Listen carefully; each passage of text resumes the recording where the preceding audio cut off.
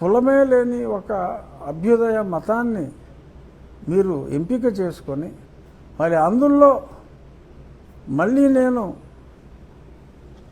ఏ వెనకబాటుతనం అయితే నన్ను నెట్టి నన్ను అవహేళన చేశారో ఆ వ్యవస్థనే నేను అందులోకి తీసుకెళ్తాను అంటే ఆ మతం ఒప్పుకోదు. ముందు బలవంతంగా మతం మార్చే స్వేచ్ఛ రాజ్యాంగం ఇవ్వలా.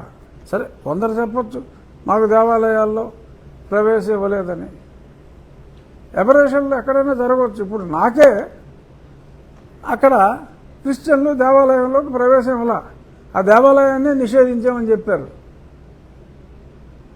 ఎప్పుడో 100 ఏళ్ల క్రితం దళితులకి నిషేధించారన్నారు. ఇప్పుడు క్రిస్టియన్లు నాకు నిషేధించారు కదా, నాకేంటి ఇంకా చాలామందికి నిషేధించారు కదా. నేను వేసిన దండ పెంట ఎసిరావతలు కొట్టింది కదా. రఘురామకృష్ణరాజు 50 మందితో వెళ్ళి అక్కడ రెచ్చగొట్టాడంటే రెచ్చిపోవడానికి ముందు రోజు రాత్రి నుంచి రెడీగా ఉన్నారా? రఘురామకృష్ణరాజు 50 మందితో ఎందుకు వెళ్ళాడు?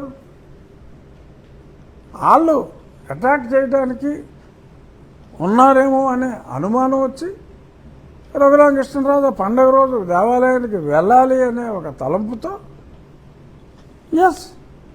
నన్ను నేను ప్రొటెక్ట్ చేసుకోవడానికి మంది మార్బలంతో వెళ్ళా. వాళ్ళ కేసు రిజిస్టర్ చేయలేదని చెప్పి నీల్ కుమార్స్ గగ్గోలు.